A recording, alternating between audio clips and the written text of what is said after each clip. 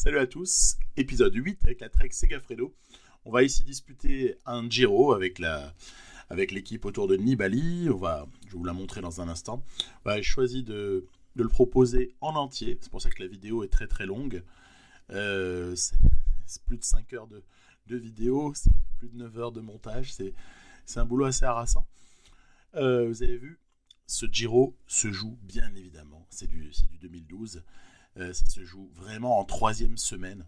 Et ça n'empêche pas de tenter sa chance sur certains coups en première semaine ou en deuxième, mais les étapes 14, 15, 17, 19, 20 et 21 peuvent être des moments où les choses basculent avec une opposition que je vais vous montrer dans un instant. Toutefois, voilà, j'ai choisi plutôt une équipe où seul Moschetti n'est pas un bon grimpeur. Le reste sont des coureurs capables d'assister Nibali. Et par contre, on n'est pas bon du tout en contre-la-montre, je tiens à le dire, parce qu'il va y avoir un contre-la-montre par équipe juste après, où ce sera l'étape 4, où on cherchera simplement à limiter la casse.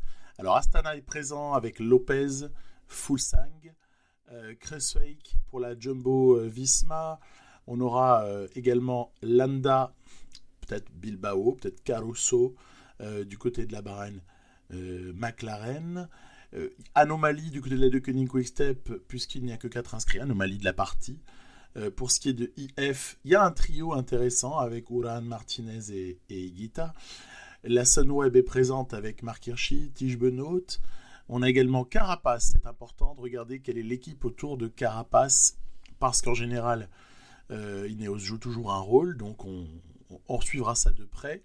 Des petits outsiders par-ci par-là, Formolo par exemple. Puis sinon, pour tout ce qui est des leaders, vraiment, Pinot et Simon Yates peuvent être à observer de près.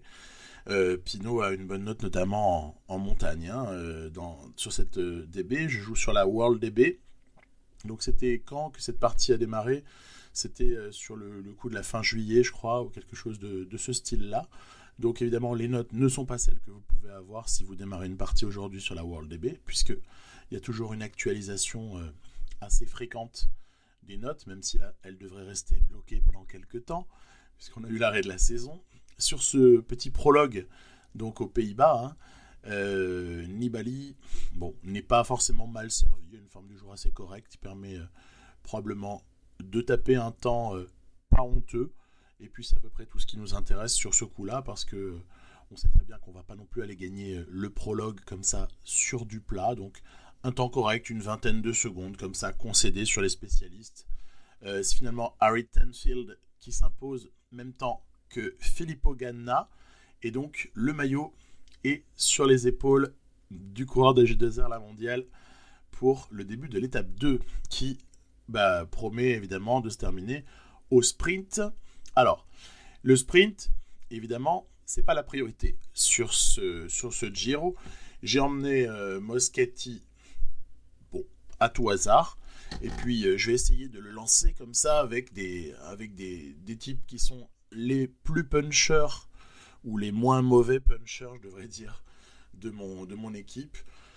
Ainsi, par exemple, Conchi peut jouer un rôle, ainsi Skuins peut-être, et manifestement Brambilla aussi peut avoir un rôle à jouer. Donc mon train est très modeste, et en plus le plateau de sprinter est très très très très très fort, très relevé, avec Pascal Ackermann, avec Dylan Groenewegen, notamment. Vous allez en voir d'autres là juste après. Finalement, sur les très gros sprinters qu'on connaît, il y a peut-être seulement Caleb Ewan qui manque à l'appel.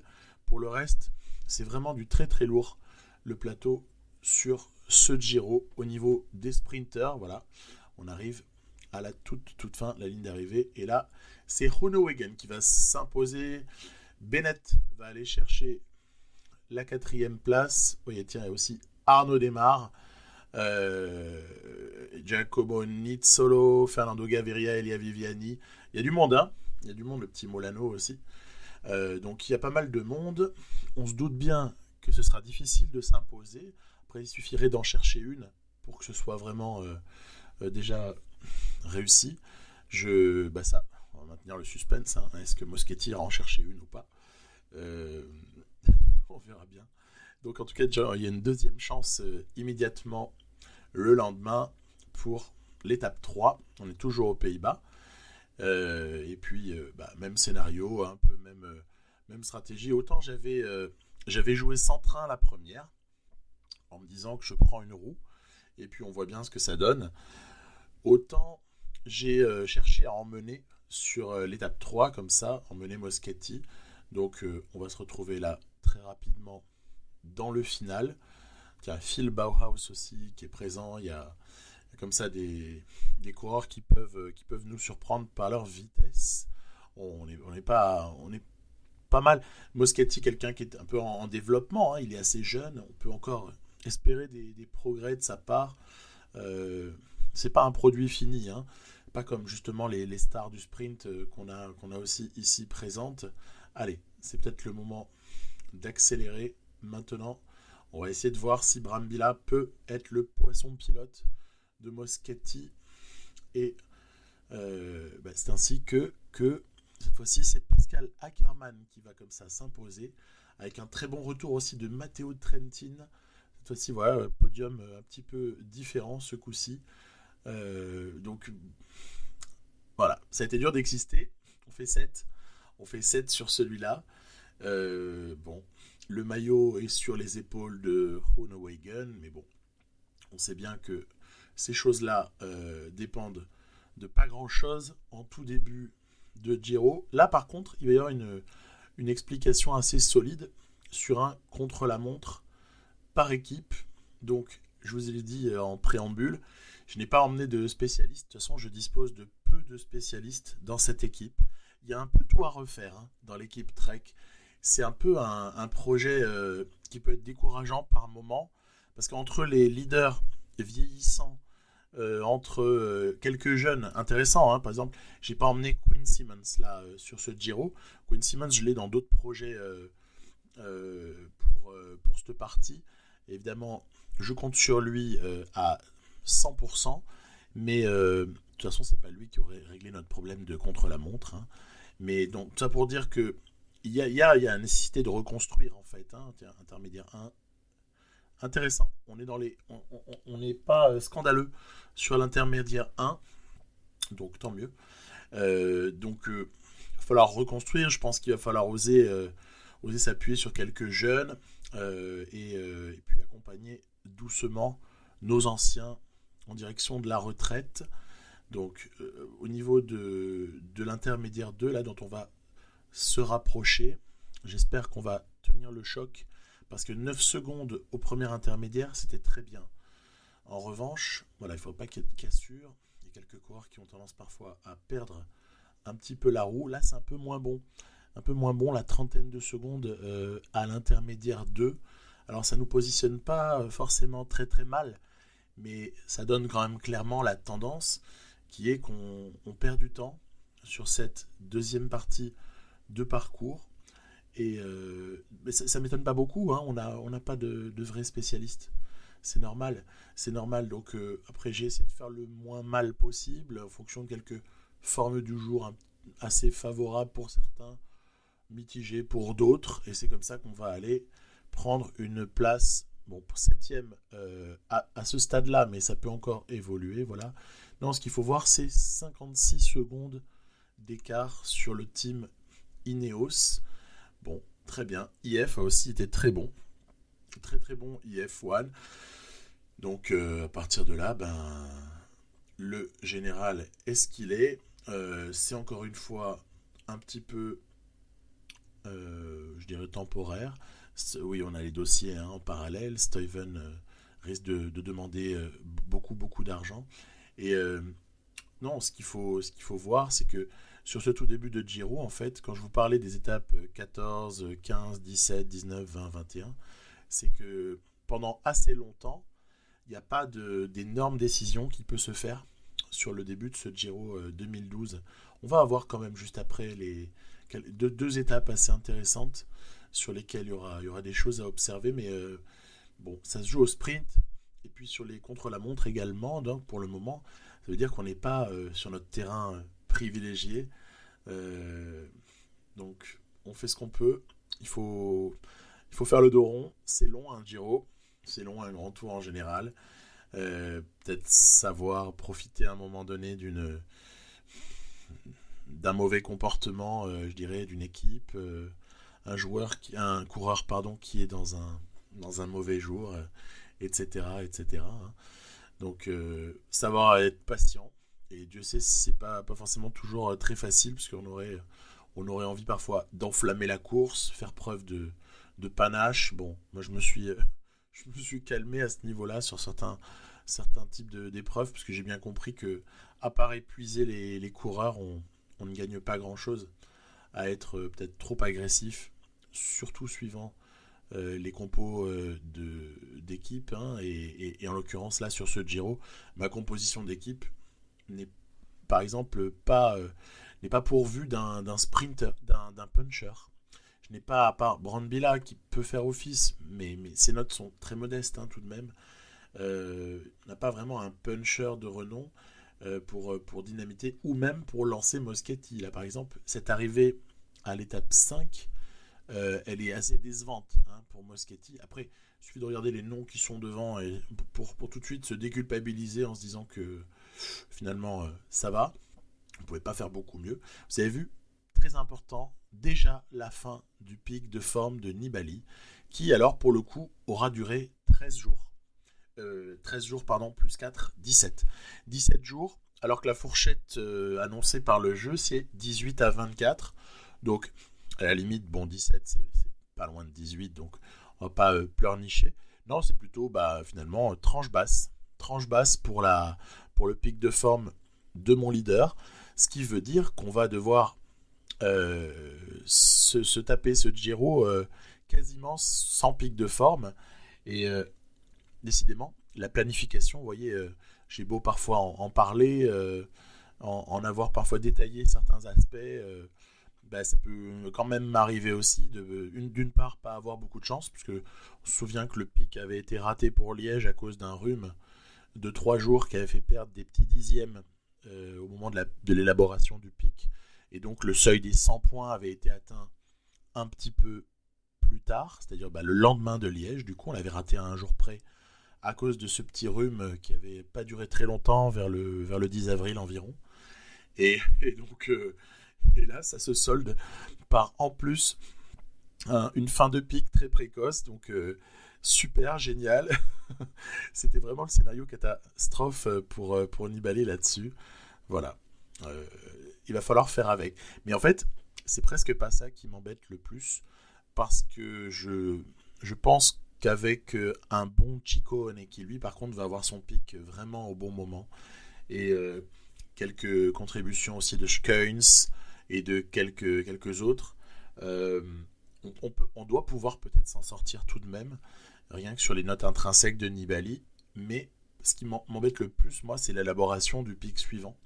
Le pic suivant, c'est pour le Tour de France, et qui dit fin de premier pic précoce dit début du travail pour le deuxième pic un petit peu trop précoce, et donc trop de jours de course. Je ne peux pas le faire abandonner, hein. Je ne vais pas faire abandonner Nibali, hein. Et donc trop de jours de course, donc pic de forme sur le Tour de France un peu trop tôt. Et ça, le problème, c'est qu'en fait c'est un jeu de domino, une chose en entraîne une autre, et on a comme ça des petites spirales un peu négatives. Bon, c'est comme ça. Il faut faire avec. J'ai décidé de durcir la course dans cette étape 6, puisque c'est la première opportunité que j'ai pour pouvoir vraiment le faire. Alors donc, il ne faut pas non plus lâcher tout le monde, Conchi et Schkeins, mais on a déjà réussi à faire plutôt un bon boulot. Voilà, on va les attendre. Et Ciccone va accrocher. Un tellement bon boulot que on a déjà moins d'une trentaine d'hommes dans le groupe de favoris, hein, à ce stade-là. Alors on voit derrière certains qui cherchent à tout prix à se raccrocher. On connaît la capacité sur Pro Cycling Manager qu'ont certains sprinters. Alors, en l'occurrence, Ackermann, ça fait quand même plusieurs fois que je le vois lutter et être très très dur à décrocher, hein, dans plusieurs carrières. Un petit peu ce qu'on peut parfois ressentir quand on trouve que Caleb Ewan Quoi, il est encore présent à telle arrivée alors qu'il y a eu telle difficulté. Et puis en plus, en l'occurrence, petite parenthèse, pour Caleb Ewan, c'est vrai que quand on voit par exemple le comportement sur le dernier Tour de France dans la réalité, on a un peu de la peine ensuite à supporter que le mec passe toutes les bosses.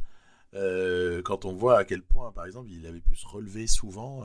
Bon, après, il faut aller un petit peu plus loin que ça et regarder plutôt dans ses références des années précédentes. C'est vrai que Ewan est quand même quelqu'un qui passe bien certains types de boss, de difficultés.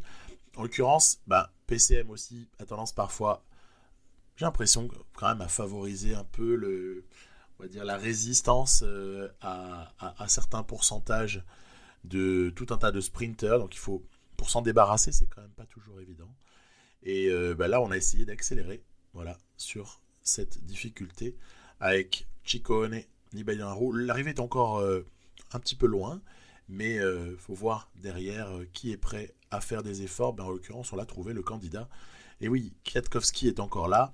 On a également Fuglsang avec ses qualités de punch qui ne se fera pas décramponner sur ce type d'étape. Alors j'attaque quand même avec Nibali parce que tout simplement j'ai envie de provoquer les choses. Et puis on a une bonne forme du jour, faut essayer d'en profiter parce que ce sera pas vraiment le cas par la suite.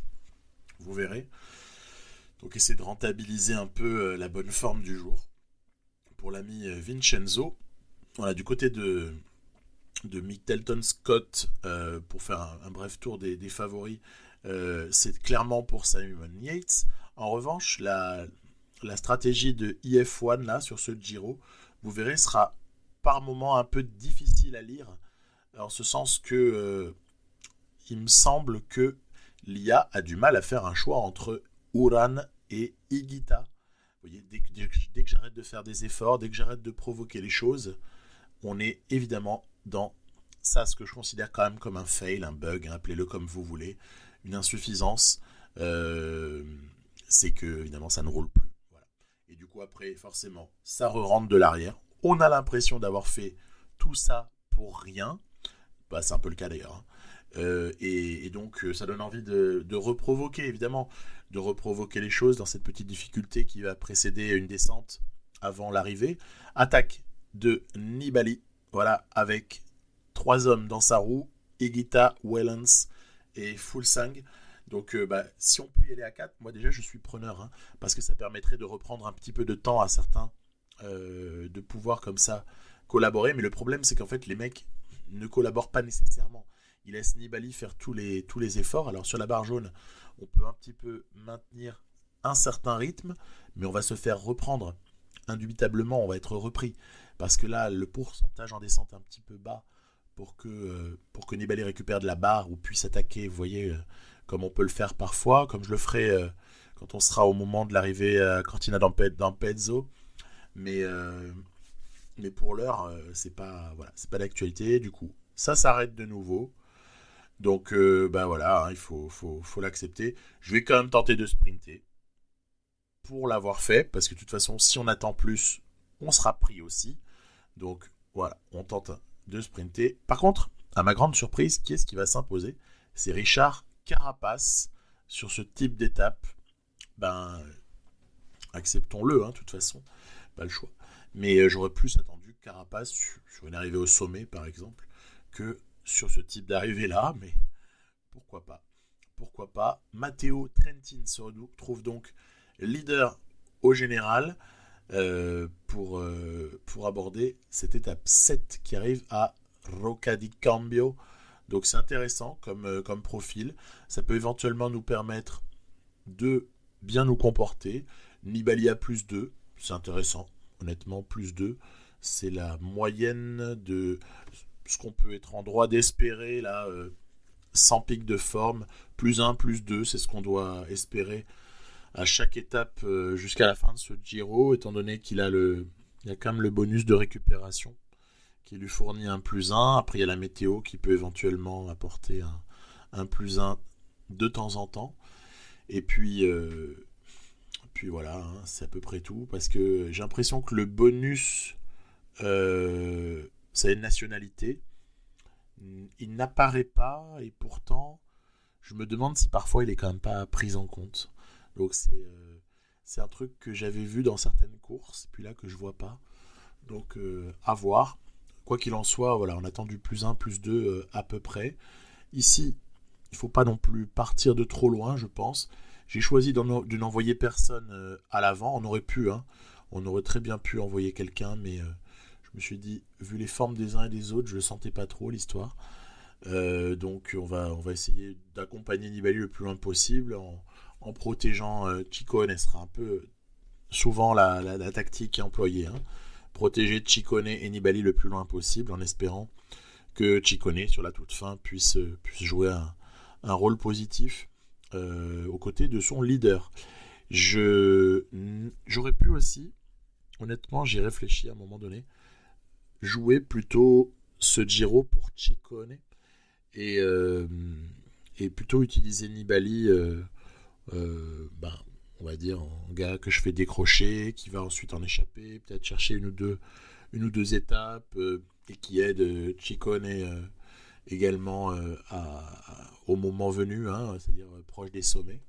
Mais ce qui m'a fait renoncer à cette idée-là, c'est les faibles notes de Ciccone en contre-la-montre. Or, ça va se terminer sur ce contre-la-montre de Milan, hein, 2012. C'est 30 km et c'est un contre-la-montre qui est relativement plat. Et donc c'est vrai qu'avec Ciccone, j'avais la certitude de perdre énormément sur ce contre-la-montre et pas du tout l'impression que j'aurais pu prendre 2-3 minutes d'avance au soir de l'étape 20 pour pallier à la défaillance prévisible sur l'étape 21, quoi. C'est pour ça que je me retrouve un peu coincé, je suis obligé d'être sur Nibali leader. Après ça me dérange pas non plus, hein, parce que je trouve ça assez légitime de faire de Nibali le leader de cette équipe. Ah, attaque de Carapace, tiens, allez, on se rapproche du sommet, c'est intéressant. Yates, Pinot sont juste derrière nous. Il y a Jakob Fuglsang qui a accompagné Carapace. Fuglsang est en bonne forme hein, sur ce début de Giro. Je ne sais pas jusqu'où est-ce qu'on va avoir de ce Fuglsang là, mais c'est pas mal du tout. Trentin, par contre, de manière assez époustouflante, se retrouve là au sommet, tutoyant les Nibali, Carapace, Fuglsang, Higuita, Yates et d'ailleurs il est même devant Yates, c'est la classe. Bon, avouez qu'avec son 69 de montagne, on l'attendait pas nécessairement à ce moment-là. Acceptons que Rocca di Cambio peut-être était une montée dont le pourcentage n'était pas assez sélectif. Kruijswijk, en revanche, lui, a pris cher. Et Thibaut Pinot aussi a subi un petit peu un écart. Donc, c'est toujours étonnant de voir que Pinot se fait surprendre dans le jeu. Hein. Évidemment, je parle pas... je suis pas en train de me prononcer sur la réalité, là. Hein. Ce serait tout un débat, et puis ce serait pas du tout le même type d'analyse. S'il fallait commencer à se demander pourquoi est-ce que Thibaut Pinot parfois a craqué sur certains tours, ou perdu ceci ou cela. Dans le jeu, Thibaut Pinot, je trouve que quand même assez fréquemment, il va en tout cas c'est dans ma carrière hein, que je vois ça, il va assez fréquemment craquer en fait, hein, craquer sur des endroits où il va du coup perdre des minutes, une minute par-ci, une minute par-là, et à l'arrivée, au général, il accuse le coup, alors que sinon en montagne, sur la montagne, il n'est pas du tout défaillant globalement, on va dire. Donc étonnant. J'ai essayé de sortir en ce début d'étape avec Ciccone, mais non, il n'a pas assez de retard au général pour avoir le droit de sortir. Donc si je veux faire sortir quelqu'un, je vais quand même retenter. Hein. Avec Elisonde qui emmène Ciccone. Par exemple, l'attaque comme ça, c'est pour consommer moins de barres avec Ciccone, c'est pour faire une attaque en deux temps.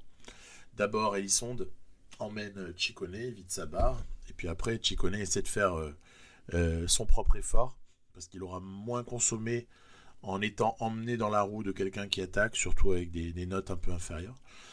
Bon, c'est pas ça qui va faire que Ciccone aura le droit de sortir. Hein. Donc du coup, je me dis, bon, pour sortir, il faudra envisager autre chose. Pourquoi pas envoyer Skuins à l'avant, surtout que ce coureur est, je sais pas, particulièrement quand même capable. On l'a souvent vu, Tom Skuins, hein, en échappée. Il a les aptitudes pour sortir. Il a les aptitudes pour jouer un peu un rôle de de mini Thomas de Ghent, mais avec le maillot Trek Segafredo. Donc intéressant, il va prendre une énorme avance en fait. Il va être un petit peu méprisé là par le peloton, ça ne roule pas derrière. Et on lui laisse champ libre, puisqu'on est à plus de 4 minutes d'avance. Je crois même qu'à un moment donné, voilà, on dépassera les 5 minutes. Mais est-ce que pour autant il y a quelque chose d'envisageable? À part gratouiller des points GPM, il n'y a pas énorme à faire. Par rapport à ça, c'est marrant que des fois je lis dans les commentaires qu'on me dit pourquoi est-ce que tu n'as pas fait les points grimpeurs avec un tel ou etc. Bon, mais moi j'aime bien. Bon, je le fais parfois. Hein, vous avez pu déjà voir que je gratouille les points et ça arrive que bah voilà, justement la partie avec l'auto Soudal. J'avais un petit objectif au niveau des maillots grimpeurs. Là, j'avais envie de faire les 3 la même année avec le même coureur. Donc évidemment, ça a été un objectif. Et puis en plus, on ne pouvait pas vraiment jouer le général. On pouvait jouer les victoires d'étape et les maillots distinctifs, ce qui était déjà pas mal. C'est même déjà énorme en fait. Hein. Et on a beau être dans un jeu, je n'aime pas abuser en fait de l'aspect jeu pour essayer de tout gagner, sauf si ça tombe tout seul. Qu'est-ce que j'entends par tomber tout seul? C'est que si je gagne le Giro et que j'ai un maillot du classement par points qui tombe, parce qu'en général, le vainqueur du Giro, il est très très proche du classement par points sur PCM, je le prends évidemment, je ne vais pas non plus me relever juste pour ça. Mais je ne suis pas forcément toujours dans cette idée-là. C'est pour ça que par exemple précédemment avec Movistar, là, sur le Tour de France, je ne voyais aucune raison de jouer le maillot à poids, alors que j'étais déjà en train de viser le jaune et le vert, avec deux coureurs différents. Voilà, je trouve que c'est bien que, en fait, pour qu'une partie reste intéressante, il faut essayer de ne pas surdominer outrageusement et de tout prendre, et aussi de ne pas avoir une équipe trop forte non plus d'ailleurs. Bon, il y a plein de trucs comme ça qui font que moi, ça pourrait me lasser rapidement, en fait, si je vois que j'ai trop dominé quelque chose, à ce moment-là, j'ai moins envie d'y jouer. On va essayer de Tish Benoît sur le final de cette étape qui va aller se la chercher. Je ne vois pas de raison de rouler sur lui dans un premier temps. Surtout que quand je tente des choses, tout le monde roule sur moi. Et quand c'est comme ça, c'est Benoît en l'occurrence, c'est pas dommage du tout. Hein.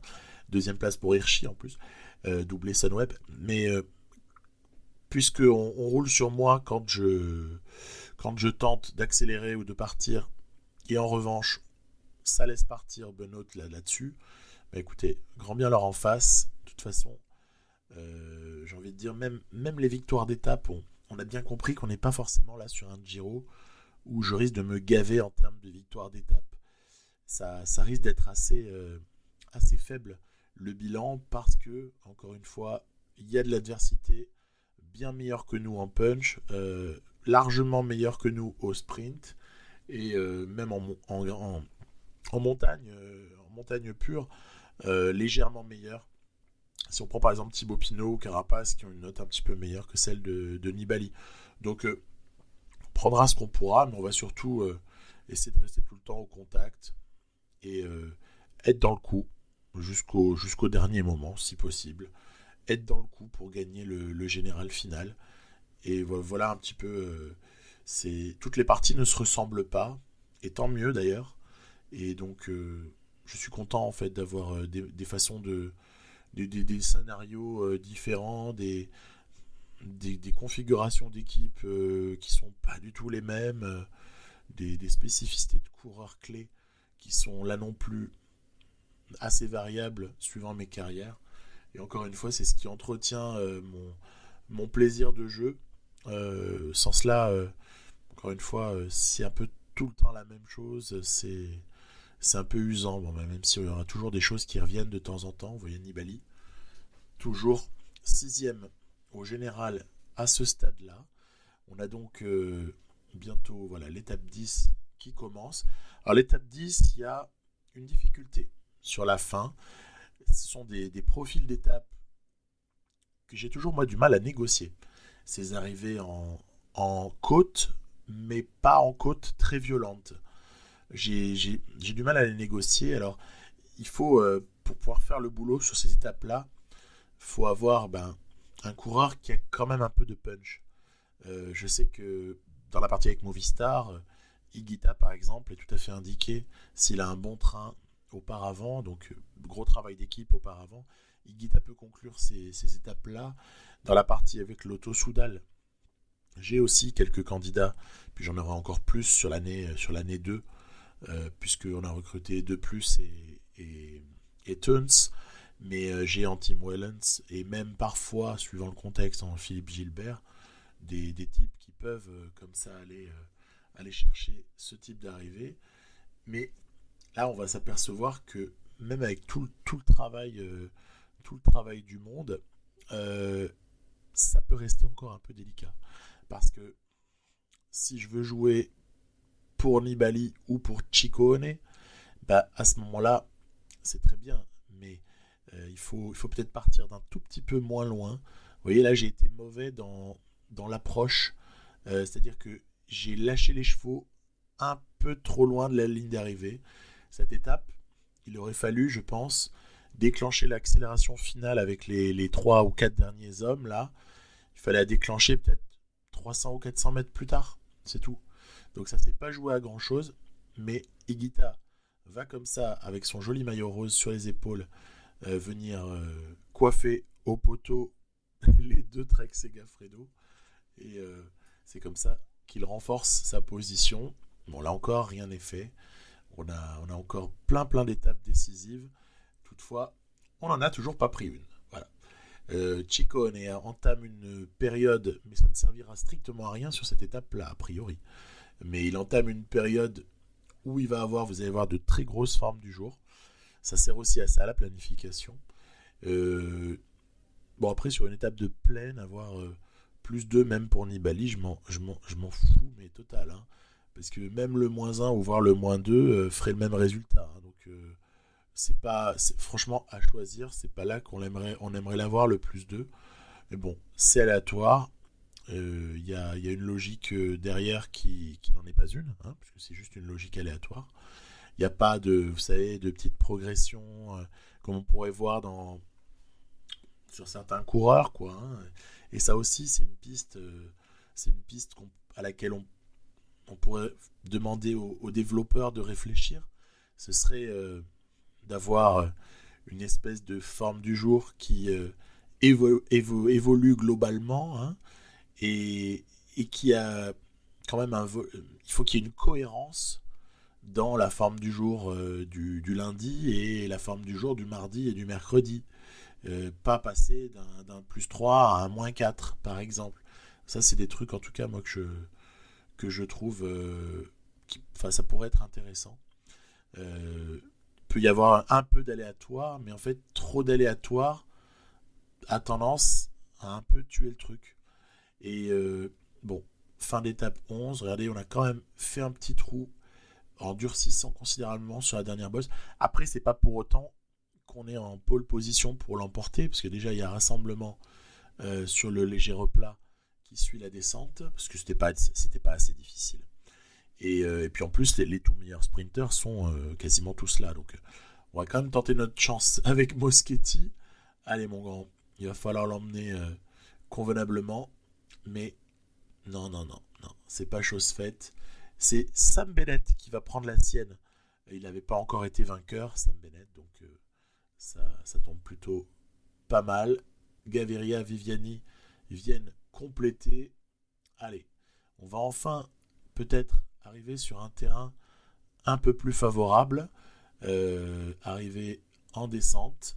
Ça interpelle toujours, hein, une arrivée en descente. Quand on joue avec Vincenzo Nibali, on a toujours une petite idée derrière la tête, hein, profitant des capacités de descendeur du bonhomme. Donc, à voir. Il va falloir déjà décider si, oui ou non, on durcit la course, et si oui, à quel moment. Ou alors est-ce qu'on attend finalement la montagne. Ça peut aussi être un choix. Hein. Donc, j'ai un peu hésité, j'ai un peu réfléchi. Je me suis dit finalement, allez, on va demander à certains de rouler. L'avantage avec mon équipe qui est relativement, on va dire globalement plutôt faible, hormis Ciccone, comme soutien de Nibali, l'avantage c'est que les mecs peuvent avoir des rôles qu'on peut limite interchanger en fonction des formes du jour, parce qu'en fait il n'y en a pas vraiment qui sont beaucoup plus forts que d'autres. Julien Bernard, il n'a pas des notes très très belles. Kenny Elissonde, c'est pareil. Entre parenthèses, il a été limite saccagé. Bon, on l'accepte, on connaît le jeu. Quelqu'un comme Conchi, ben, encore un peu jeune, il n'est pas développé. À ce stade-là, Brambilla, c'est pareil, c'est 73 et 73. C'est pas non plus. Puis avec des notes, toutes les autres notes que Montagne et Vallon, c'est un peu. C'est un peu bof, quoi. Hein. C'est un peu bof. Donc, à la limite, moi, le troisième meilleur coureur, je trouve, de cette équipe-là, sur le Giro, là, c'est Skuins, hein, clairement. Hein. Parce que Skuins permet. Il a une certaine polyvalence, en fait. Il permet de faire pas mal de choses. Et dès lors qu'il a une très bonne forme du jour, ça devient quelqu'un qui, si on joue cette carte-là, peut aller chercher des étapes. Hein. Je suis sûr qu'il y aurait même, si on le souhaitait, mais c'est pas du tout ma stratégie, on pourrait aller chercher le maillot de la montagne hein, avec quelqu'un comme ça. Hein. Donc, bon, c'est pas le but. C'est franchement pas le but. Là, c'est tout pour le général de Nibali. Et on essaie d'avancer nos pièces petit à petit. Ne pas faire preuve de trop d'impatience, mais sauter aussi sur les occasions lorsqu'elles se présentent. Vous voyez, j'ai sacrifié du monde ici, sur cette étape, pour pouvoir ensuite bénéficier, là par contre, du travail de Trentin. Alors c'est marrant, parce que je parlais de tactique improbable, et on en aura quelques échantillons après chez IF1, mais dans le genre tactique du mec qui est sûr de lui, il y a Zakharine qui fait rouler, là il a lâché, mais il y avait Trentin qui a roulé à bloc pour Zakharine, mais pour autant, j'ai pas l'impression que Zakharine soit vraiment sur un terrain hyper favorable pour lui, et soit non plus en mesure sur une descente en plus, de faire un job monstrueux. Donc pourquoi pas, moi je prends les contributions. On peut pas non plus râler quand personne ne roule et râler si c'est quelqu'un qui roule qui nous paraît un peu bizarre. Mais bon voilà, il y a des moments un peu étranges, vous voyez. Dès que je m'arrête, hop, ça s'arrête. Yuka si ne roule pas, alors que pourtant il aurait des raisons de rouler, par exemple pour Higuita ou pour Uran. Et du coup je me dis, écoute, j'en ai marre de rouler. J'en ai marre de rouler parce que finalement les mecs suivent, ne se consomment pas. Et au moins, je vais trouver un moyen pour les obliger à se consommer. Alors certes, ça coûte en termes d'énergie, mais au moins j'attaque. Ciccone ça va embêter l'IA que Ciccone attaque. Après, en plus, on va reprendre Skuins, hein, qui a réintégré un peu sur un peu d'apathie de ce groupe-là, comme d'habitude. Du coup, allez, on est à 2, plus Nibali. On a peut-être moyen de faire sauter un peu avec des formes positives là. Skuins, c'est pas mal. Ciccone ensuite pourra donner tout ce qu'il a et on tentera notre coup avec Nibali. On va quand même le tenter parce que si on le tente pas là, on le tente jamais. Voilà. Allez, attention à Fuglsang, attention à Yates, Carapace est encore là, les IF1 sont bel et bien présents. Puis je vais attaquer comme prévu, comme en tout cas prévisible, sur cette toute fin d'étape 12. Creswake, Pinot, Zakharine, tiens, Zakharine s'accroche en descente, sont là. L'avance prise par Nibali permet peut-être d'envisager le gain de l'étape, mais attention, parce que le replat peut aussi nous être défavorable suivant la manière dont ça roule. Regardez, Simon Yates qui est sorti pour essayer de rejoindre Nibali, donc il va falloir s'employer là de manière assez sévère et tout donner jusqu'à la ligne. Voilà, victoire de la Trek Segafredo par l'intermédiaire de Nibali, qui en plus devrait bénéficier d'un écart sur la ligne. Oui, 22 secondes sont comptabilisées là-dessus et ça nous fait un retour à 33 secondes pour Nibali au général. Donc c'est assez intéressant de revenir à 33 secondes, alors qu'en fait presque rien ne s'est passé hein, sur ce Giro jusque-là, à part, je disais, du plat et des CLM qui ne sont pas vraiment pour nous. Donc se retrouver à 33 secondes, c'est une bonne affaire. Et c'est comme ça qu'on va aller encore à l'étape 13, ronger notre frein tranquillement, ne pas s'affoler, voir si on peut jouer pour Moschetti ou pas. Mais je commence un peu à perdre confiance à ce stade-là. La question que je me suis posée, mais je pense que j'ai une partie de la réponse, c'est pourquoi est-ce que avec Moschetti, qui a presque les mêmes notes que Ivan Garcia Cortina dans la partie avec Movistar, pourquoi est-ce qu'avec Moschetti, je ne ramasse rien jusque-là, et pourquoi avec Garcia Cortina, j'en ai ramassé pas mal.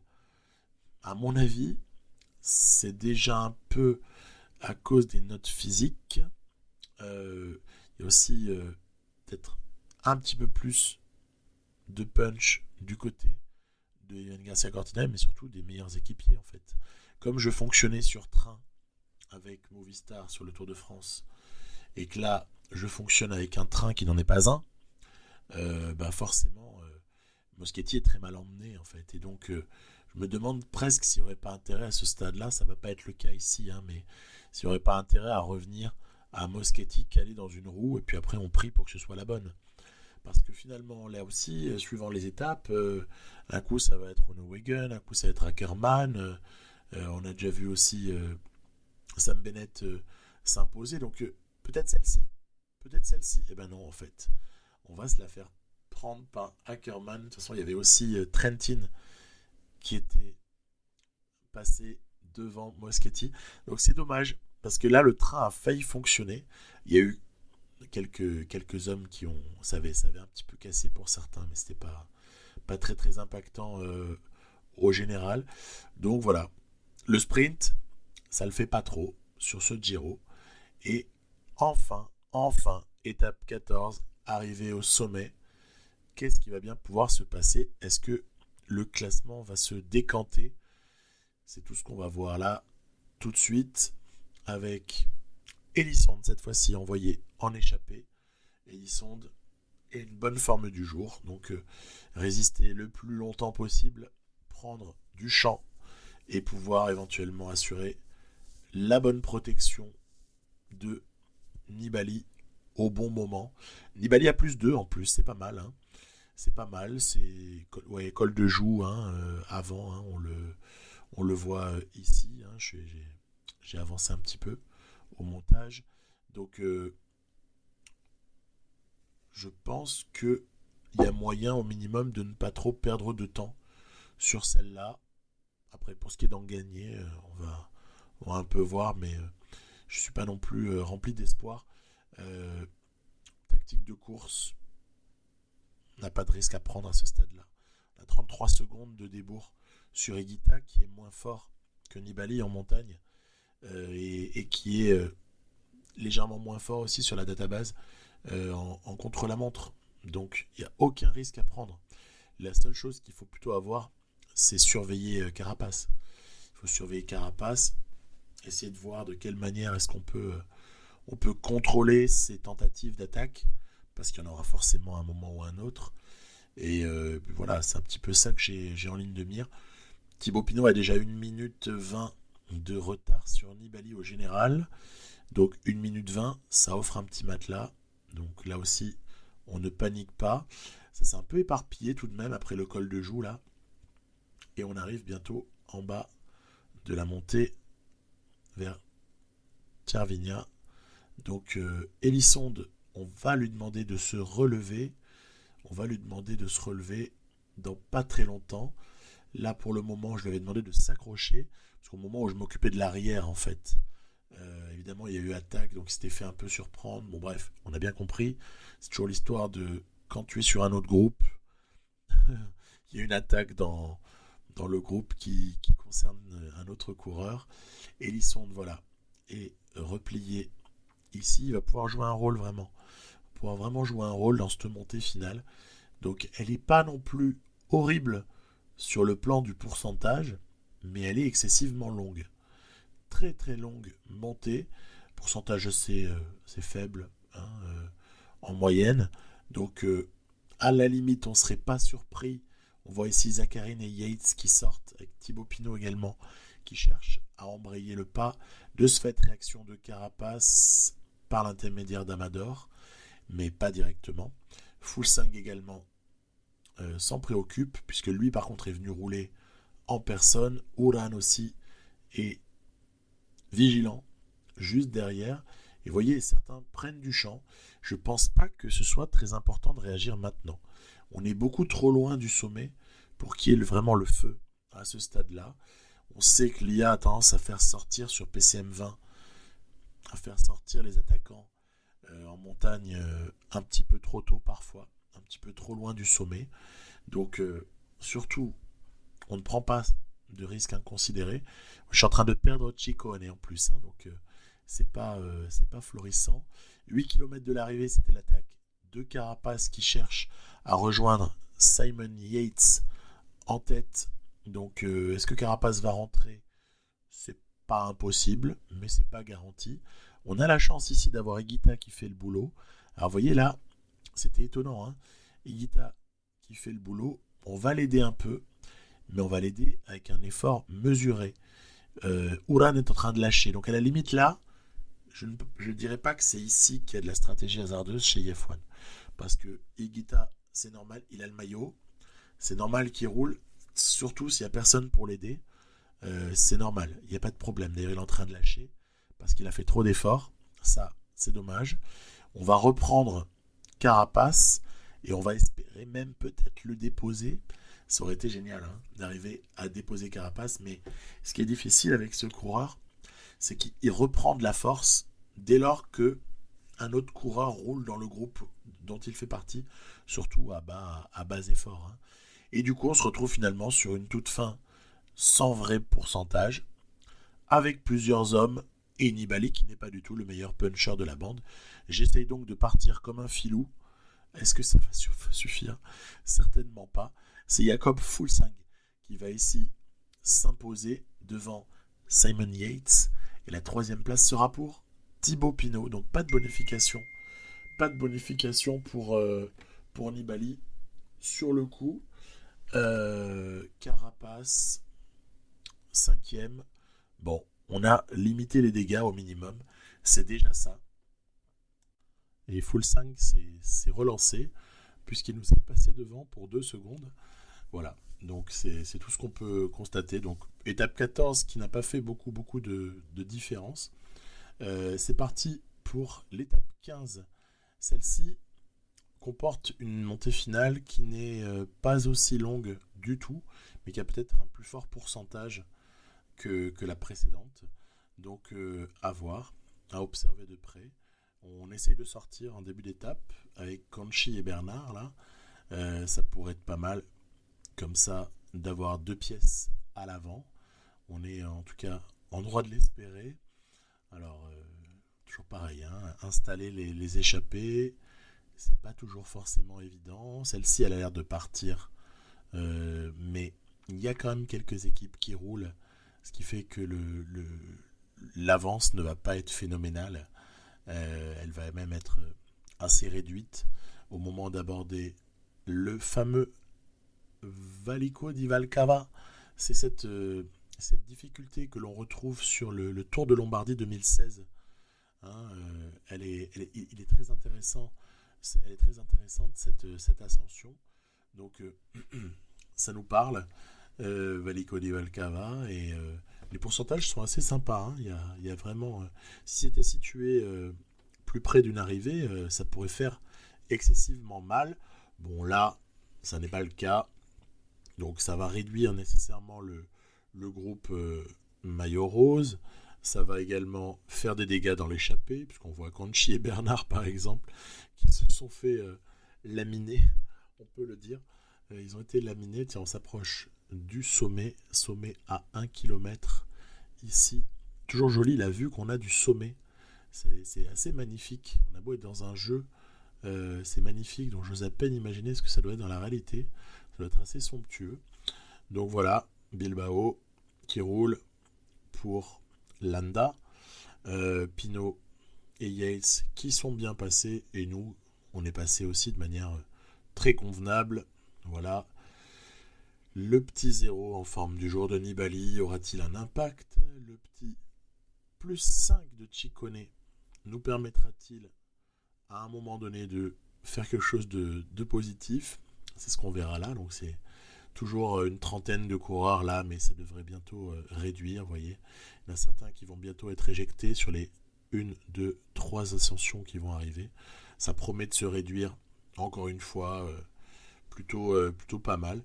Allez, tiens, accélération de certains. Oh là là, là, je me méfie quand ça part de loin comme ça. C'est assez dangereux, ça se calme après parce que ils ne peuvent plus rouler là, les Bahreïn McLaren. Mais il y a un homme, tiens, qui est seul devant. On va l'apercevoir dans pas longtemps. Il y a un homme seul devant, rescapé de l'échappée matinale. C'est Tim Wellens. Tim Wellens, bon, il a pas été non plus trop servi par les notes. Il faut dire déjà, en juillet, il y avait déjà un disrespect de Tim Wellens de la part des gens qui mettent les notes. Parce que je trouve que ce 72 en montagne, ça s'appelle vraiment de la moquerie en fait. Bon, bref. Débat éternel. Donc, on continue. Voilà, ici, ça pourcentage assez correct, encore une fois.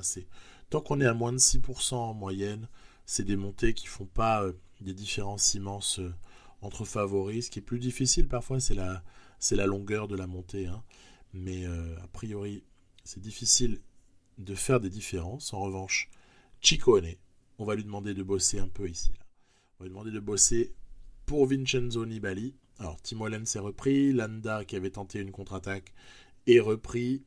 Et derrière, on essaie de voir si on a provoqué quelque chose et si certains souhaitent prendre le relais. Regardez, la réponse, elle est là. Est-ce que certains veulent prendre le relais? Non, c'est bon, il n'y a personne. Ok, on continuera. C'est pas grave. Il y a bien un jour où il y a quelqu'un qui va prendre le relais, ça va nous aider. Mais en l'occurrence, c'était pas le cas ici. Voilà. Donc si il veut prendre le relais, il y a toujours un CCC sympathique quand même pour venir apporter un petit relais comme ça en descente ou en faux plat descendant. Ça bosse pour Zakharine, toujours. Allez, ils sont nombreux, je trouve. Là, dans l'échappée, Roscoff et tout, il y a du monde. On va se rapprocher ici. Voilà, on est à un petit peu plus. On est un petit peu plus de la moitié de cette ascension finale. Toujours le CCC qui fait le boulot. Donc on suppose à ce moment-là qu'il va peut-être y avoir à un moment donné une attaque de Zakharine. C'était sorti, puisque sur la temporisation, après, il y en a qui ont réussi à ressortir, notamment Tim Wellens, qu'on aperçoit un petit peu plus haut. Et c'est comme ça qu'on va se neutraliser relativement sur la toute fin. Regardez, voilà, Wellens est repris une nouvelle fois. Et moi, je fais l'effort, là, par contre. J'essaye vraiment de protéger Nibali le plus possible. Higuita et Pinot sont très en éveil, il n'y a pas de problème pour eux. Higuita va probablement s'imposer. Eh bien, non. C'est Thibaut Pinot qui va avoir le plus de punch sur cette arrivée-là. Est-ce qu'il y aura du temps crédité pour les hommes qui ont franchi la ligne en premier par rapport à leur poursuivant immédiat? C'est ce qu'on va voir juste après. Eh bien, non. Au général, ça nous donne quoi? La bonif pour Higuita. Nibali, 39 secondes de retard sur Higuita. Ok, il y a encore du boulot à faire. Alors, étape 16, j'en ai pas parlé à l'avance, parce qu'elle est moins spectaculaire. Après, ça ne veut pas dire que ça peut pas être le terrain de jeu d'une bonne affaire. En tout cas, on crachera pas dessus si jamais ça se présente. Puisqu'au final, sur quoi est-ce qu'on a gagné du temps jusque-là? Sur l'étape 12. Nibali a gagné du temps sur l'étape 12. Avec cette bonification assortie des 20 secondes comptabilisées comme écart. Et moi, je me dis qu'on ne sait jamais. Donc, on tentera notre chance sur cette étape 16. Voilà, on arrive dans le dernier quart de la course. On va demander à Conchi, à Bernard, on va demander à certains comme ça de rouler. Nibali à -1, donc il faut Faut pas non plus trop lui en demander à ce seuil de forme du jour-là, mais ça n'empêche pas tout de même de le faire suivre ses équipiers si l'arrivée est correctement préparée. Après, c'est assez plat, hein. Donc, par exemple, j'ai fait rouler parce que je savais que du coup, ça ferait réagir derrière. Parce que sans cela, on était de nouveau dans une non-agression et il ne se passait rien. Et ça m'embête. Parce que j'ai envie que certains se fatiguent et je veux pouvoir faire craquer certains. Allez, voilà, hop, rassemblement. Donc, c'est pas grave. Il y a des moments où le peloton se reconstitue, mais en réalité, il y a des cassures qui peuvent intervenir très facilement si on fournit une vraie accélération. Ça va être le cas. Ça va être le cas ici. Coins va accélérer. Ensuite, ce sera le boulot de Brambilla. Et on demandera ensuite à Ciccone d'emmener Nibali le plus loin possible, même si Nibali a moins de barres que Ciccone, mais c'est tout à fait normal, à plus 5 et plus 1. Donc, allez, moins 1 plutôt. Donc voilà, allez, on durcit. On essaie comme ça de faire notre beurre sur ce type d'étape-là pour voir s'il y a quelque chose à récupérer. Ciccone paraît pas mal, hein. Il paraît pas mal du tout. Seul Kruijswijk, voire Fuglsang se sont accrochés. Et qui est-ce qui va l'emporter limite, hein. Kruijswijk a failli revenir. Nibali, Fuglsang, Higuita. Et derrière Sam Bennett. Mais lol, quoi. Mais c'est pas possible. Tu vois le pédigré des types qui lâchent. En fait, Sam Bennett, sur cette montée, a terminé devant Tim Wellens ou même Simon Yates. Si ça vous donne pas envie de rigoler, franchement, je peux rien faire. Je peux rien faire. Donc, étape 17, surtout on change de sujet. On commence pas trop à rester sur ça parce que c'est délirant. 17e étape à présent avec, cette fois-ci, écoutez, ça vous dirait un petit -2 pour aborder l'étape 17. Écoutez, on va voir ce qu'on peut faire avec, hein. 3 petits points. Donc, on va se lancer en échappée cette fois-ci. Donc, je vais de nouveau envoyer Elissonde devant, en essayant comme ça de du coup le faire devancer les difficultés. Donc, au final, s'économiser quelque part par rapport aux équipiers qui protègent à l'arrière. Et donc, il pourrait être, on verra, mais il pourrait être crucial sur la toute fin, le Kenny. Et donc voilà, grosse ascension ici que ce Passo Valparola. Et toujours pareil, hein, c'est une longue ascension, mais elle n'est pas non plus d'une violence inouïe, hein. C'est plutôt le type d'ascension qu'on retrouve comme ça en début d'étape. Et ce qui suivra par contre peut faire des différences. Donc c'était juste une mise en bouche. Aussi l'occasion pour quelqu'un dont je ne vous ai pas encore parlé, c'est Mühlberger. Mühlberger fait une moisson sur le classement de la montagne. Il est très souvent en échappée, il prend beaucoup de points et donc il est un vrai candidat au fameux maillot azzurro. Derrière, ça passe sans encombre. Quand on est encore environ 80 dans le groupe maillot rose, ça veut juste dire qu'aucune différence n'a été réellement faite. C'est juste les plus faibles qui ont été éliminés, mais ça ça veut pas dire grand chose. Qui est-ce qui roule globalement? Des fois il y a comme ça la IF1 qui a des stratégies que je comprends pas. On va voir quelquefois rouler aussi Mick Telton Scott pour le compte de Simon Yates. On aura très peu Groupama FDJ parce que je pense que l'équipe autour de Thibaut Pinot n'était pas assez forte pour qu'on retrouve très souvent du Groupama FDJ qui roule. On a vu pas mal rouler aussi le team CCC. Donc ça c'est parce qu'ils veulent que Zakharine puisse partir dans les descentes en fait. Non mais blague à part, on a vu Bahrain McLaren tout à l'heure un peu, mais il n'y a pas toujours une vraie cohérence. Ineos par moment va prendre la course à son compte, ça c'est intéressant. Et en revanche, Jumbo Visma sur ce Giro n'est pas venu avec la meilleure équipe. Loin de là. D'ailleurs, ça peut-être permet de préfigurer sur un Tour de France où il y aura une très très belle équipe du côté de la Jumbo Visma. Donc tant mieux si c'est ça. Mais je trouve que Jumbo Visma n'est pas non plus très très performante là-dessus, ne prend pas beaucoup la course à son compte. Tiens, voilà, on va attendre un petit peu parce qu'on a compris que devant, on ne sera pas vainqueur. C'est peut-être le moment d'attendre Nibali parce que regardez, je n'ai plus que Skuins avec un petit peu de barre et Ciccone, mais Nibali risque de se retrouver un petit peu solo parce qu'il y a encore de l'ascension là. Je veux à tout prix atteindre le sommet avant la descente vers Cortina d'Ampezzo avec les meilleurs. C'est vraiment ça l'objectif parce que je sais que si je bascule avec les meilleurs, à ce moment-là, il y a moyen d'aller chercher la descente et de faire une opération intéressante au niveau du chrono. Higuita se lance, Carapace réagit, Pinot également, on a Yates qui est devant, mais ça on a l'habitude. Cresswake qui suit. Grosso modo, là c'est Lopez qu'on aperçoit en train de rouler pour le compte de Fuglsang. Petite remarque d'ailleurs au passage, c'est étonnant de voir qu'Astana roule pour Fuglsang et non pas pour Lopez. Alors qu'honnêtement, moi j'aurais bien vu du bon Miguel Angel Lopez sur ce Giro, mais bon, ça a été décidé autrement.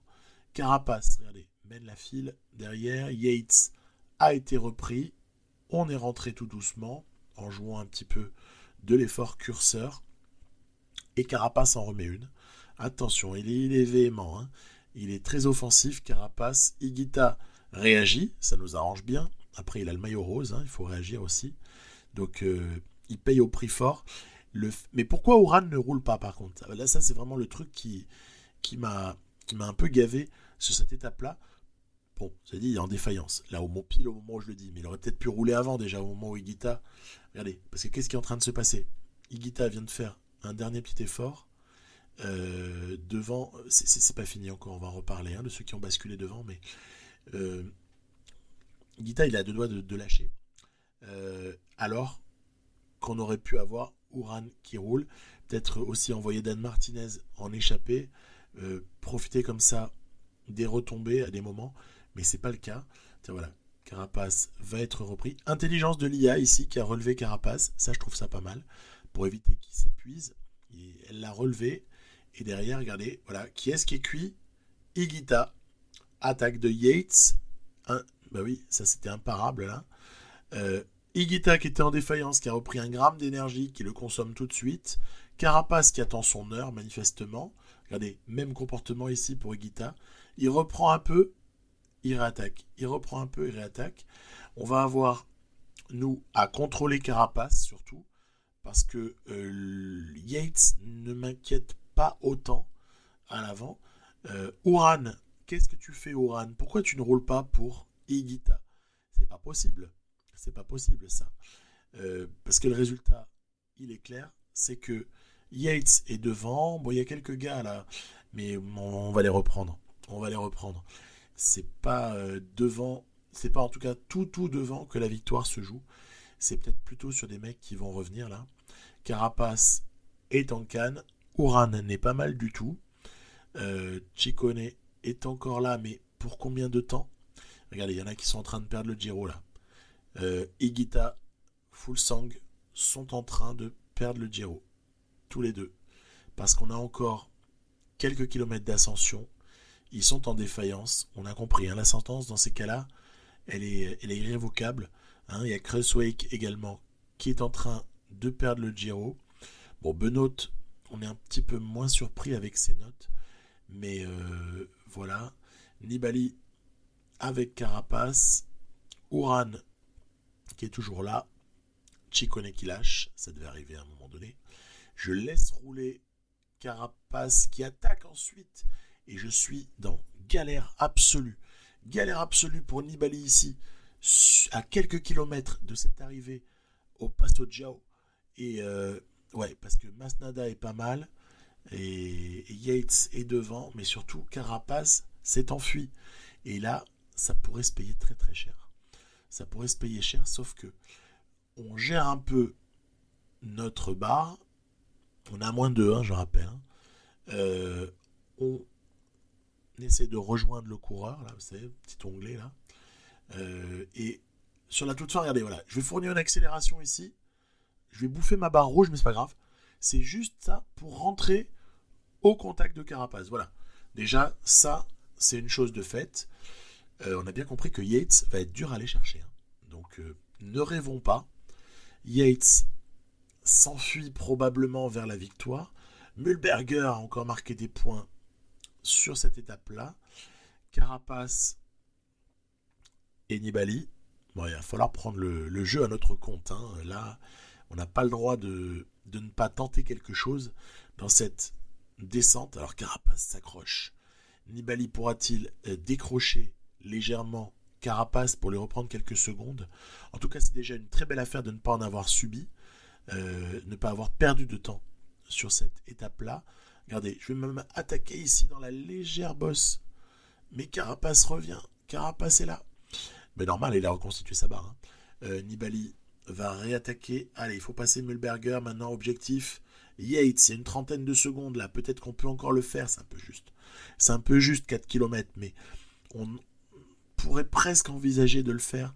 Ça va être un peu juste. Il m'aurait fallu 3-4 bornes de plus là. Flamme rouge. Et c'est Simon Yates qui va s'imposer ici. Très très jolie victoire pour Yates. Deuxième place pour Nibali. Carapace est juste là. Mühlberger également. Et on va avoir de l'écart. Là, il y a des gens qui ont perdu le Giro, je vous le disais.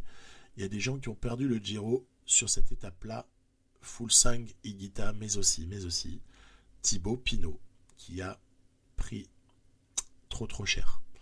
C'est pas possible ça. Et prise du maillot pour Vincenzo Nibali et clarification du classement général. Ça va donc a priori se jouer entre deux hommes, Nibali et Carapace. Voilà qui est signé sur cette toute fin de Giro. Alors là, il y a une étape 18 qui est pour les sprinters. Et après, il y aura 19, 20 et 21 sur lesquels on va pouvoir s'expliquer. Ça va pas, vous allez voir, ça va pas être triste. J'annonce du changement de maillot potentiel.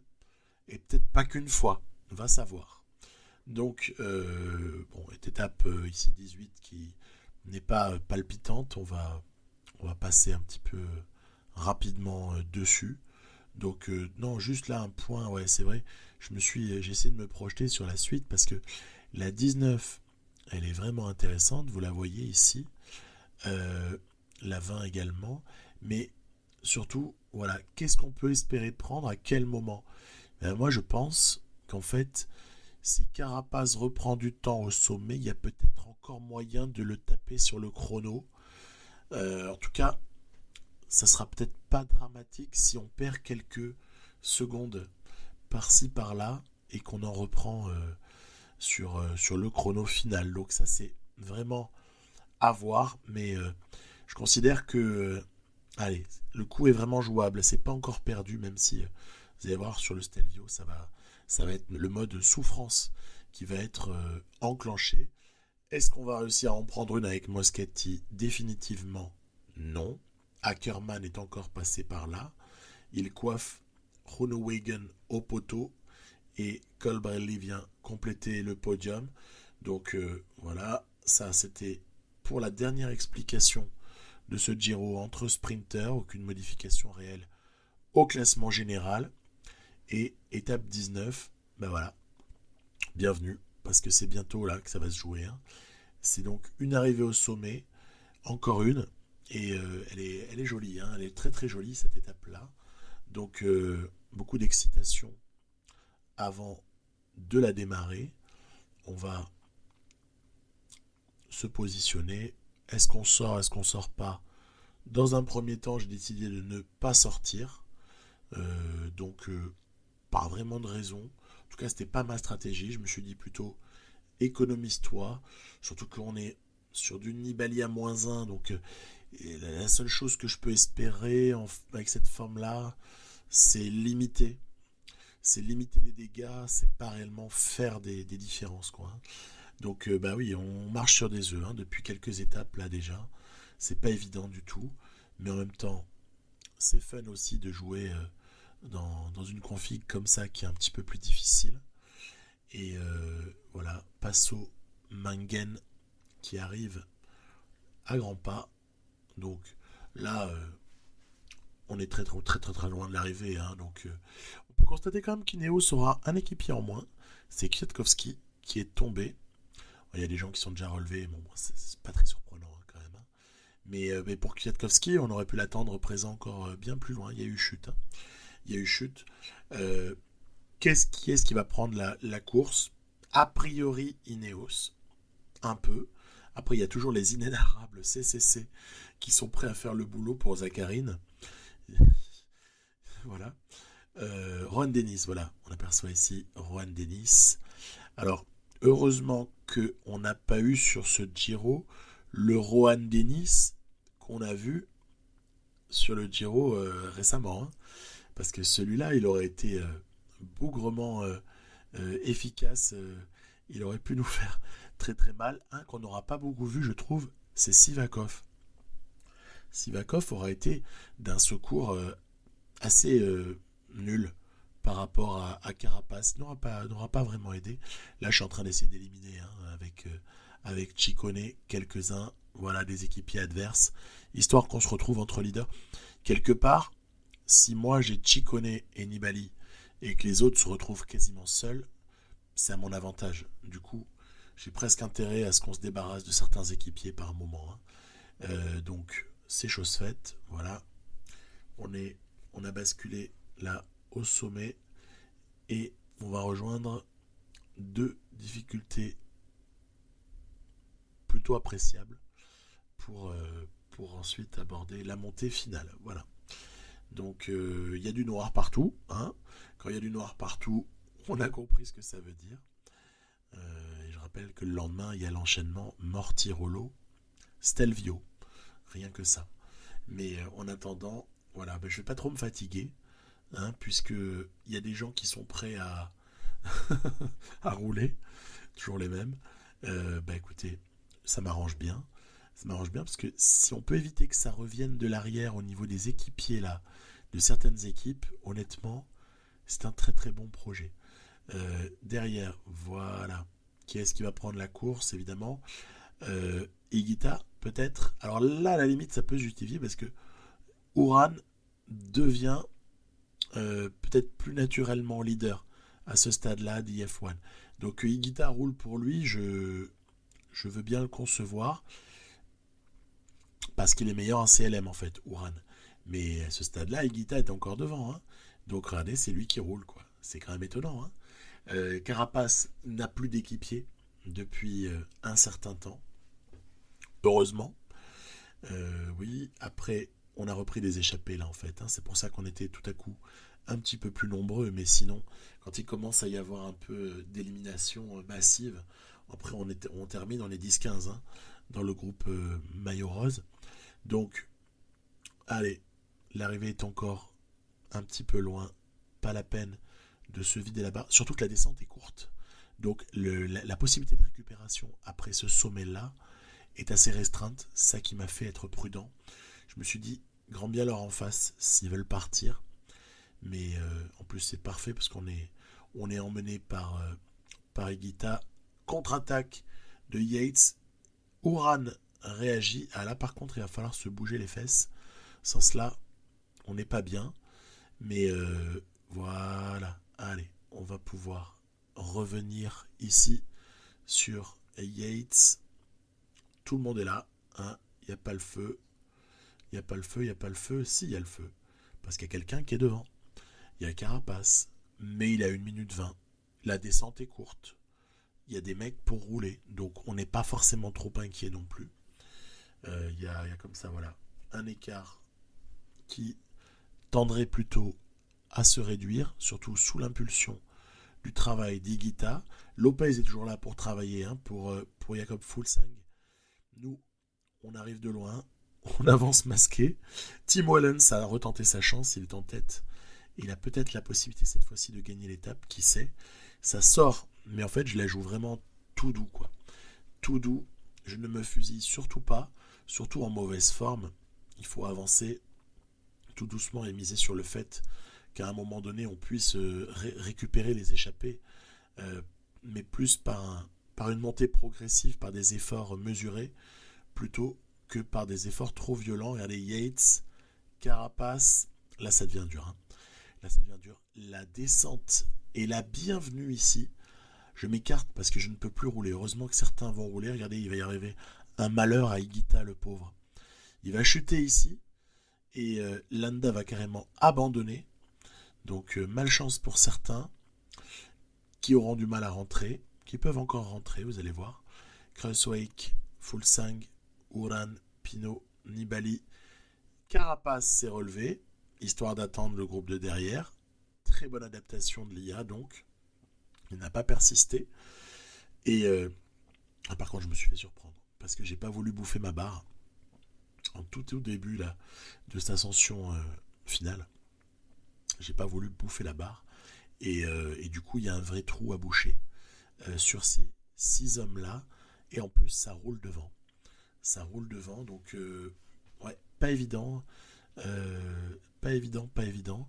Il reste 5 km. Ça laisse, on me dirait, le temps de reprendre progressivement les choses. Thibaut Pinot, décramponné de ce groupe qui du coup maintenant ne contient plus que 5 coureurs, et Nibali qui doucement mais sûrement va revenir, va lâcher Thibaut Pinot et va aller coller dans la roue de Carapace si possible pour essayer de surveiller l'équatorien parce que il est tellement dangereux, il a du punch sur les toutes fins de montée là, c'est assez violent et je me méfie, je sais même d'ailleurs plus exactement quoi faire. Regardez, il est en défaillance de Carapace, regardez, les autres vont lâcher progressivement, ça va devenir, c'est rigolo parce que j'ai un peu accéléré là. Fuglsang qui lâche, Uran, regardez, ça va pas tarder, voilà, et Tim Wellens devant. Alors est-ce que ces deux hommes-là vont reprendre Tim Wellens qui va s'imposer? C'est délicat, hein.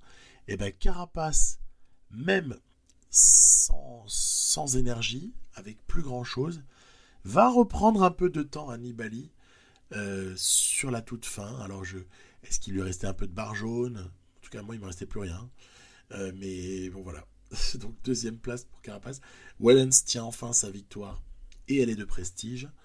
Et Nibali troisième. Alors maintenant, la grosse question, c'est, il y avait quoi, une trentaine de secondes, hein, il y avait 28 secondes ou quelque chose comme ça sur Carapace. Combien est-ce qu'il va en rester après cette étape 19? Ben, on va en perdre 12. Voilà, on va en perdre 12.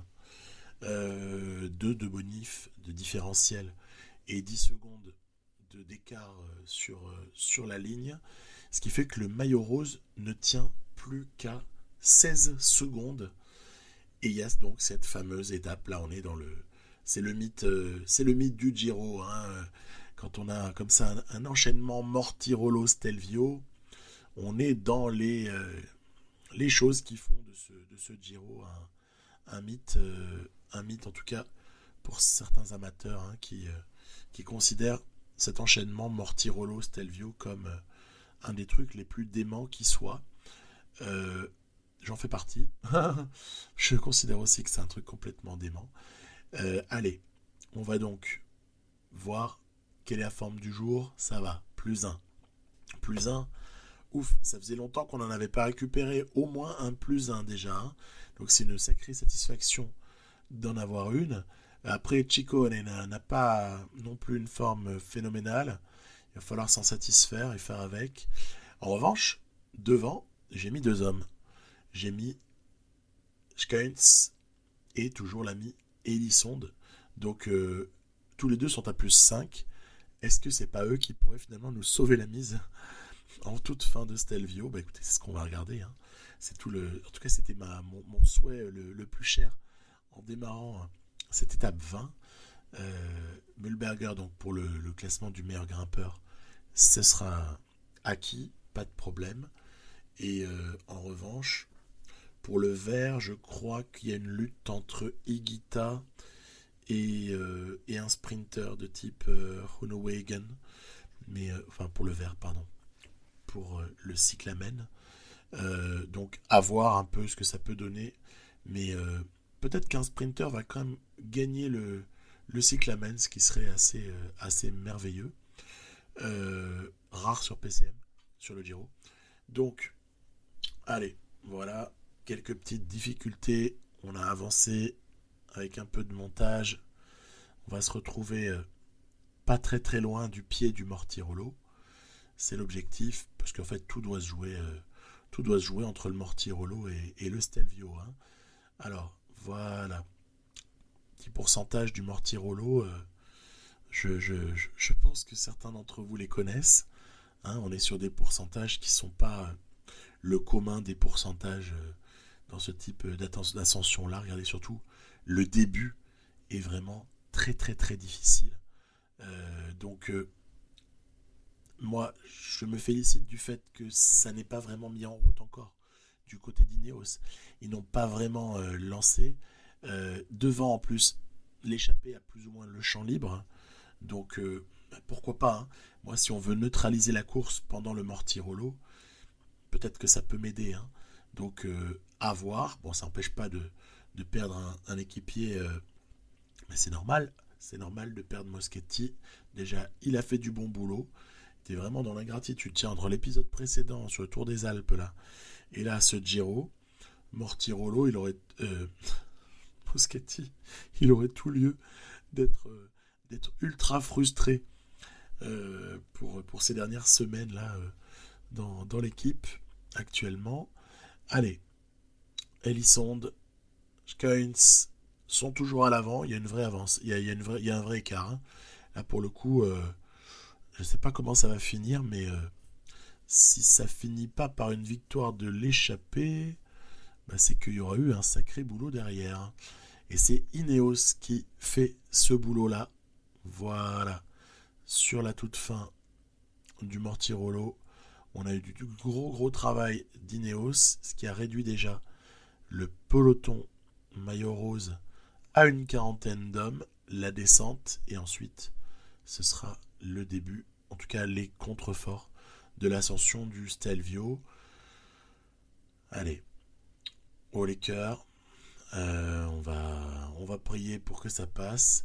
Parce qu'honnêtement, il me fait peur, Carapace. Il me fait vraiment peur.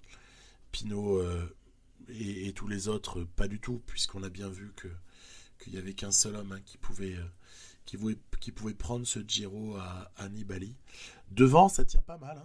Hein. Elisson des Skuins, ça tient bien.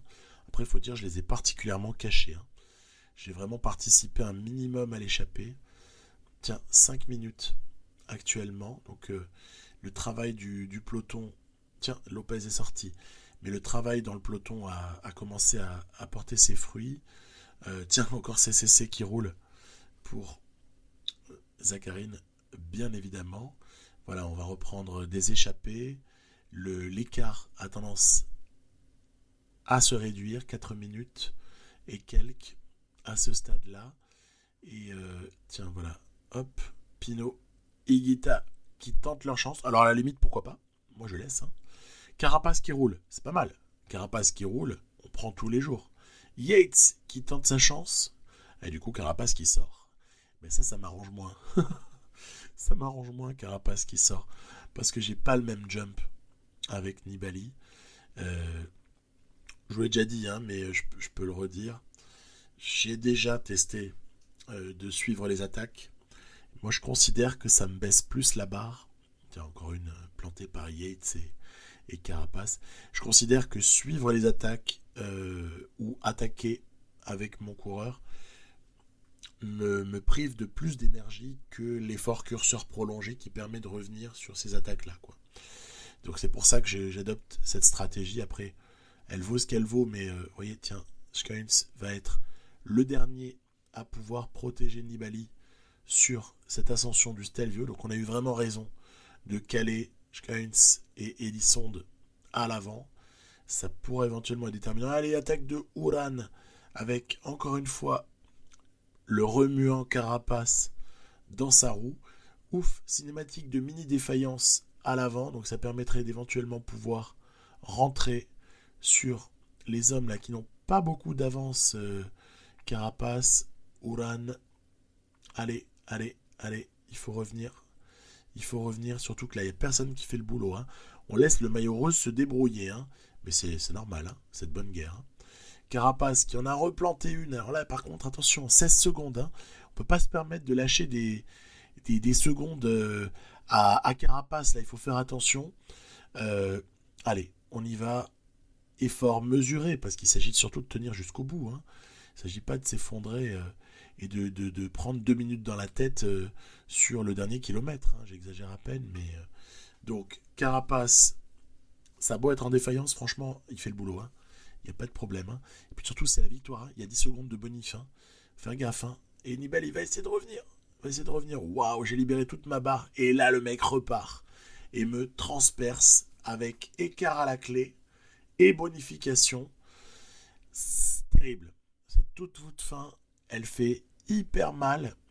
Le maillot rose, vous l'avez compris, vient de changer d'épaule le soir de l'étape 20. Donc Giro qui, à défaut d'être ébouriffant au niveau du rythme, au moins propose un suspense assez incroyable. Carapace, voilà ici, en rose avec, 16 secondes d'avance. Alors les autres, ils sont à 4 minutes et plus, hein, donc il n'y a vraiment pas photo. Mais Carapace donc, va aborder l'étape 21, ce 30 km de contre-la-montre Milan. Va aborder ça avec le maillot rose. Voilà. Alors maintenant, on peut se demander qui est favori sur celui-là. Pour moi, entre les deux, Nibali roule mieux. Donc il n'y a pas trop à s'en inquiéter. Après, toujours se méfier de la forme du coureur qui porte le rose. Et sur les contre-la-montre, on a aussi vu parfois, je fais notamment référence à Tirreno Adriatico, que certaines issues de contre-la-montre, mais il est moins long, hein, Tirreno, peuvent, vous voyez, en plus, forme du jour 0, on est un poil en dessous de ce qui pouvait être espéré. Carapace, va-t-il tenir le coup? Ouais, je pense que des fois, sur les contre-la-montre, je comprends pas trop, en fait, ce qui se produit. On va voir celui-là, hein. Mais ce qui est certain, c'est que il fait 30 bornes. Et ça, normalement, le 30 km veut dire que la note de résistance devrait, à un moment ou à un autre, intervenir. Ça me paraît impensable qu'elle n'intervienne pas. Autant sur un prologue, je veux bien que le facteur résistance soit assez réduit. Regardez, 41 secondes à l'intermédiaire 1 pour Nibali et 38 secondes pour Carapace. Ça veut dire qu'actuellement, il faudrait reprendre 19 secondes sur les 2 tiers restants, pour pouvoir, ou peut-être 20 d'ailleurs, pour pouvoir récupérer le maillot. Donc à l'intermédiaire 1, c'est encore assez tendu. Hein. Ciccone est en train d'en terminer. Je me battais un peu avec Ciccone pour essayer de lui conserver son top 10 là, parce que il a une super forme du jour, hein, mais j'avais envie de garder le top 10 de Ciccone, donc voilà, il va faire un chrono dégueulasse, mais ça peut peut-être suffire, on va voir. Un peu plus tard, regardez, voilà, Carapace, Nibali, c'est encore faisable. 1,08 à l'intermédiaire 2 pour Nibali, de débours sur le meilleur, 1,06, c'est-à-dire qu'on est toujours un peu dans le même temps. Donc, toute la question là qui va se poser, c'est comment est-ce que l'IA a géré sa barre sur 30 km de plat avec Carapace, et est-ce que il va nous rester de la barre jaune. Voilà, ça va se jouer vraiment sur la gestion de la barre jaune, puisqu'on voit que les deux coureurs sont plus ou moins dans les mêmes temps. Donc Nibali va évidemment en terminer avant son adversaire du jour. Vous voyez, j'ai manqué un chouïa de barre jaune là, à la toute fin. 1,24 concédé sur la ligne. Et là, si vous êtes habitué à PCM, vous comprenez quelque chose en voyant la vitesse du coureur. 1,55. L'histoire est bouclée. Qu'est-ce qui s'est passé? Pour moi, c'est évident. Craquage sur la toute fin de Carapace par manque de barre.